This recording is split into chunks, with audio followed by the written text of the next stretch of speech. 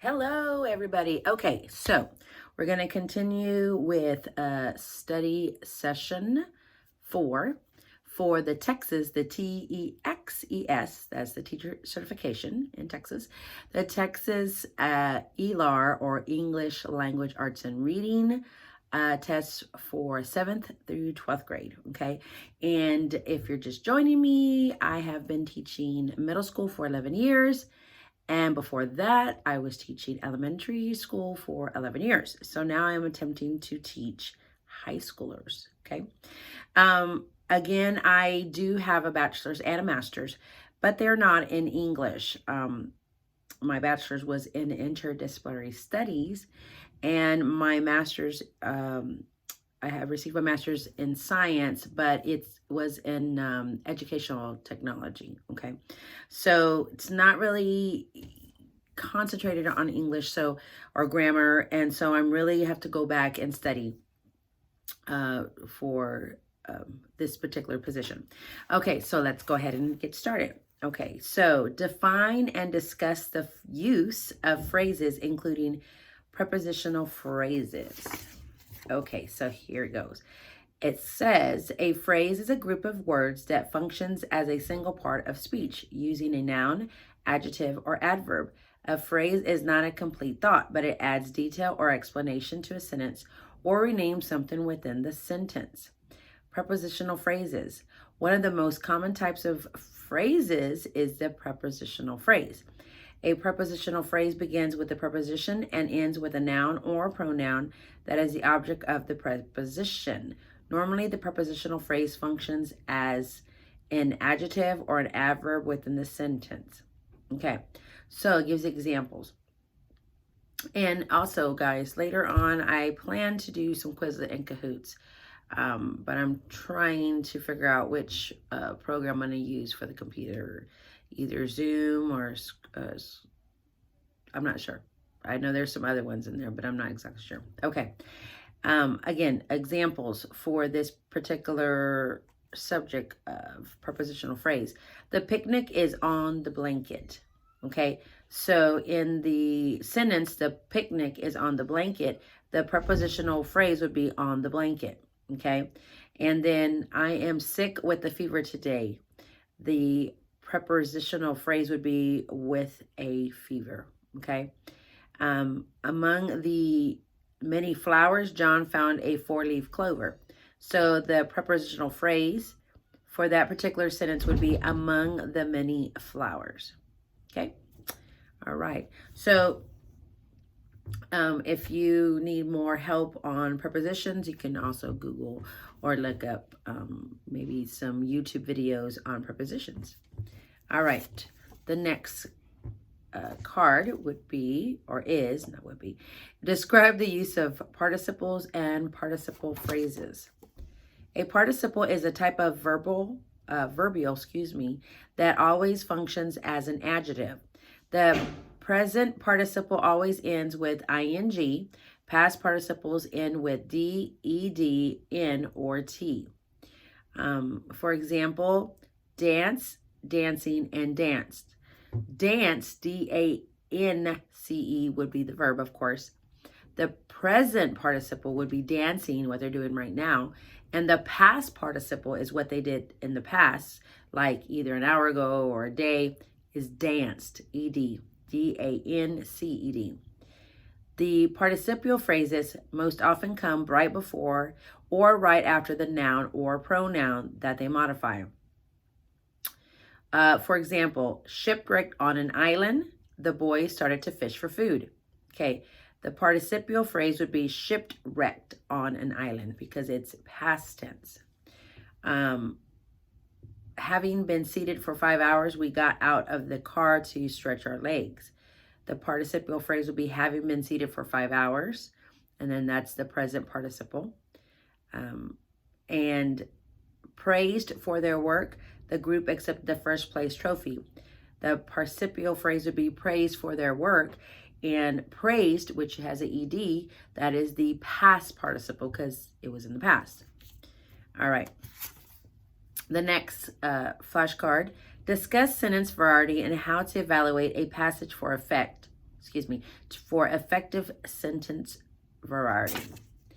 Sentence variety is important to consider when writing an essay or speech. A variety of sentence lengths and types creates rhythm, makes a passage more engaging, and gives writers an opportunity to demonstrate their writing style. Writing that uses the same length or type of sentence without variation can be boring or difficult to read.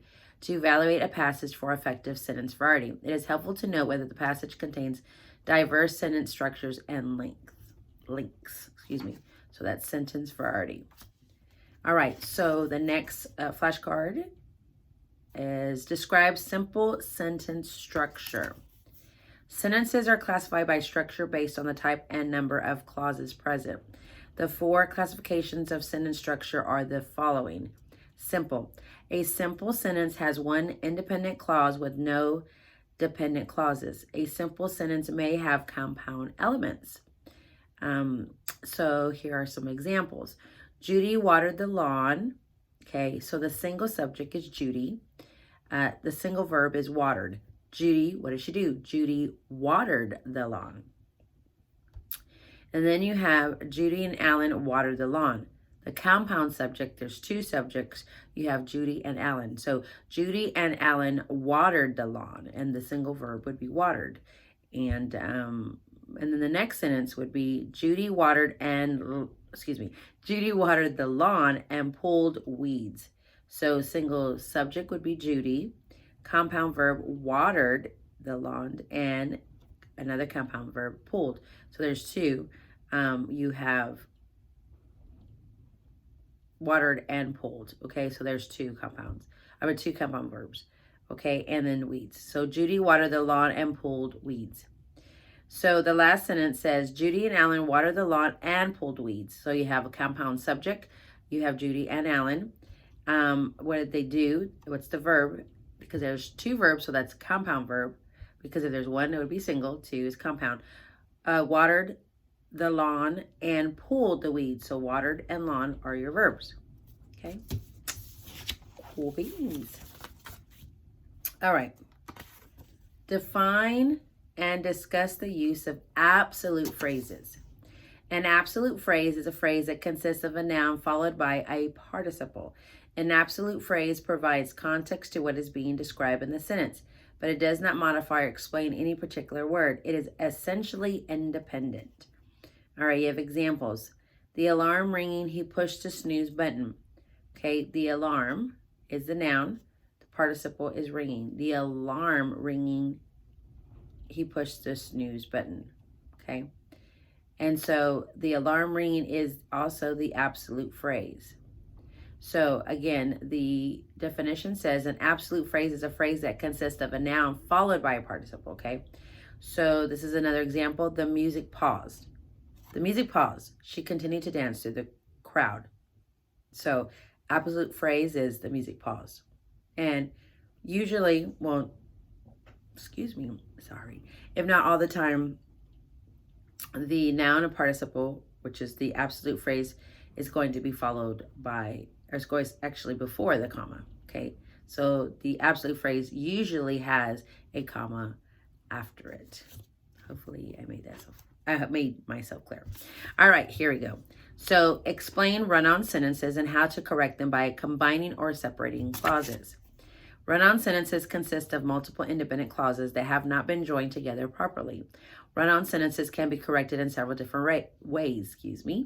Join clauses properly. This can be done with a comma and coordinating conjunction with a semicolon or with a colon or dash if the second clause is explaining something in the first. Okay. Example, incorrect. I went on the trip. We visited lots of castles. Corrected. I went on the trip and we visited lots of castles. Split into separate sentences. This correction is most effectively when the independent clauses are very long or when they are not closely related. So you have examples. Incorrect. The drive to New York takes 10 hours, comma, my uncle lives in Boston. Okay, this is corrected. The drive to New York takes 10 hours. My uncle lives in Boston. So the drive to New York takes 10 hours, period. My uncle lives in Boston. Alrighty. Let me move there you go, because I see a glare with the computer. I apologize for that. On my glasses. All right. Here we go. Define and discuss split infinitives. Did I say that right? Oh, yeah. Infinitives? Yeah. Okay. I just want to make sure.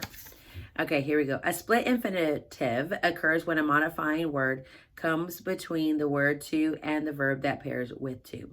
Example, to clearly explain versus to explain clearly, to softly sing versus to sing softly. Okay.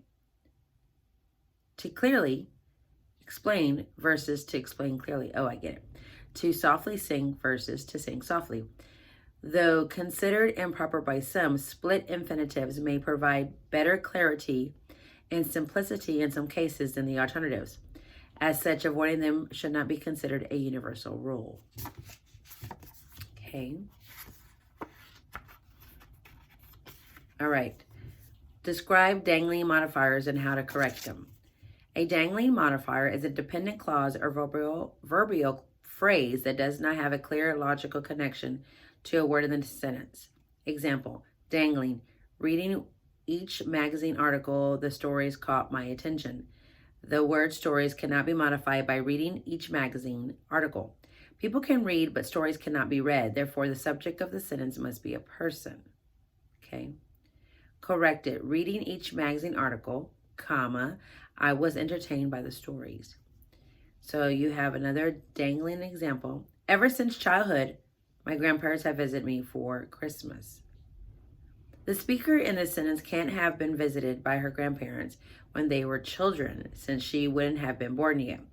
Either the modifier should be clarified or the sentence should be rearranged to specify whose childhood is being referenced. So this is a clarified sentence. Ever since I was a child, comma, my grandparents have visited for Christmas. This is rearranged. I have enjoyed my grandparents visiting for Christmas, comma, ever since childhood. Okay, so this question says, discuss modifiers and their uses. Because modifiers are grammatically versatile, they can be put in many different places within the structure of a sentence. The danger of this versatility is that a modifier can accidentally be placed where it is modifying the wrong word or where it is not clear which word it is modifying. Example, incorrect. She read the book to a crowd. The modifier is that was filled with beautiful pictures. The book was filled with beautiful pictures, not the crowd. So correct it would be she read the book that was filled with beautiful pictures to a crowd. Okay. Yeah, I could see what's going on there. All right. There's another example, ambiguous. Derek saw a bus nearly hit a man on his way to work. Was Derek on his way to work or was the other man? That's true. Derek, on his way to work, comma, Derek saw a bus nearly hit a man. The other man, Derek saw a bus nearly hit a man who was on his way to work. Okay. You know what I'm going to do with some of these? Because these, I think, need to be shown. So I'm probably going to see if I could do a Zoom or maybe Screencastify. I think that's what it's called, to see if I can do a lesson with this. So I think it will help me and help whoever is watching too, because I'm kind of visual. All right. So let's see. Discuss sentence fragments. Recall that a group of words must contain at least one independent clause in order to be considered a sentence. If it doesn't contain even one independent clause, it would be called a sentence fragment. Okay. You know what I was thinking? Sorry. I'm going off on a tangent. If you're getting some information, you're writing down some notes. Like some of these that you don't understand, like if we're talking about modifiers and dangling modifiers and past participles. And I know you can't see my flashcards. What you could do is write down the notes or whatever the term that I am saying, and then you can always look it up, and then you can make your own slideshow or use Google Slides, and then you can have that information. So that'll help you. Also, you can put it in a Quizlet or a Kahoot. So if you're not familiar with that, you have Quizlet.com and Kahoot.com as well. And they use terms in game form. So if you learn better that way, you can do that as well. Okay, just a thought. Require, it's recall, I'm sorry. Recall that a group of words must contain at least one independent clause in order to be considered a sentence. If it doesn't contain even one independent clause, it would be called a sentence fragment. The appropriate process for preparing a sentence fragment depends on what type of fragment it is. If the fragment is a dependent clause, it can sometimes be as simple as removing a subordinary word. See, I'm not even saying that right. Sorry. When, because, or if from the beginning of the fragment. Alternatively, a dependent clause can be incorporated into a closely related neighboring sentence. If the fragment is missing some required part, like a subject or a verb, the fix might be as simple as adding the missing part. So we have examples. Fragment, because he wanted to sell the Mediterranean. Okay, it's a fragment because it's not a complete sentence because it starts with because. And you say, because he wanted to sell the Mediterranean. Okay, what? What is the reason for that? So remove subordinary word. I cannot say that, I'm sorry. He wanted to sell the Mediterranean. Combine with another sentence. Because he wanted to sell the Mediterranean, comma, he booked a Greek island cruise. And I have trouble with that because I always tell my students in middle school not to start a sentence with because. And I guess you could, but I don't. But anyways, that's my opinion. But you could. All right. Discuss the use of periods for for punctuation and for abbreviations. It's Saturday morning and I probably need more sleep, but that's okay. So let me repeat the question. Discuss the use of periods for in punctuation and for abbreviations. Use a period to end all sentences except direct questions and exclamations. Periods are also used for abbreviations. So you have examples: 3 p.m., 2 a.m., Mr. Jones, Mrs. Stevens, Dr. Smith, Bill Jr., Pennsylvania Avenue. Note, an abbreviation is a shortened form of a word or phrase. Okay? And it's talking about like Mr. M.R. period. That would be abbreviation for M-I-S-T-E-R. So, and then Dr. D-R period would be the abbreviation for Dr. D-O-C-T-O-R. Okay, great. Did I spell that right? Dr. D-O-C-T-E-R, T-O-R. I want to make sure. I went kind of blank there. Sorry. All right. Describe the use of commas in general and in the following situations. Before coordinating, I cannot say that. Coordinating conjunction. After introductory phrase. Between items in a series. Between coordinate adjectives not joined with and. Okay. So let me repeat that. Let's see. Describe the use of commas in general and in the following situations. Before a coordinating junction, after an introductory phrase, between items in a series, between coordinate adjectives not joined with and. So it's and is italicized. So that's the word we're going to use. The comma is a punctuation mark that can help you understand connections in a sentence. Not every sentence needs a comma. However, if a sentence needs a comma, you need to put in the right place. A comma in the wrong place or an absent comma will make a sentence's meaning unclear. So if you're not understanding, that is a bunch of grammar stuff. There is a website called Grammar Bites. It used to be called Chomp Chomp, but they changed it to Grammar Bites, B-Y-T-E-S. I'm not exactly sure if it's grammarbites.org or .com. I think it's .org, but you can check. But I think if you can Google Grammar Bites, B-Y-T-E-S, you will find it. And it gives you a lot of information. There's slides, there's examples and videos that have to do with especially this grammar content. Okay, the higher level grammar, like in college. And this is like, again, I didn't get an English degree in college, so some of these I didn't really study. So that's why I'm have to learn. I would say relearn, but some of these I didn't learn. So I'm learning these as I go. All right, discuss the use of colons. Okay, the colon is used to call attention to the words that follow it. A colon must come after a complete independent clause. The rules for colons are as follows. Use a colon after a dependent clause to make a list. Example, I want to learn many languages, colon, Spanish, German, and Italian. Use a colon for explanation or to give a quote. Examples, he started with an idea. Here, we are able to do more than we imagine. Oh, sorry, I need to read that again. He started with an idea, colon, we are able to do more than we imagine. Okay, I'm going to go ahead and stop there because I'm realizing that I really need to make a slideshow with some examples. Again, I'm very visual and I can see it. I can see these flashcards, but you can't. So, but I hope you took some notes and that way you can research yourself. I believe that if you take notes, but you research the notes, that you'll able to internalize it.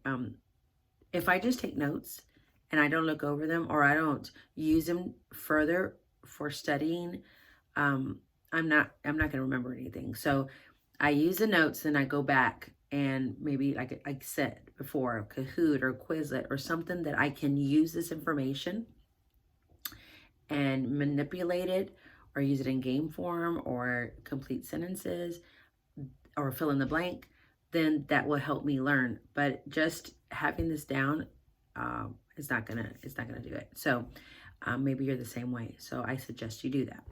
All right. Well, you have a wonderful day. Bye.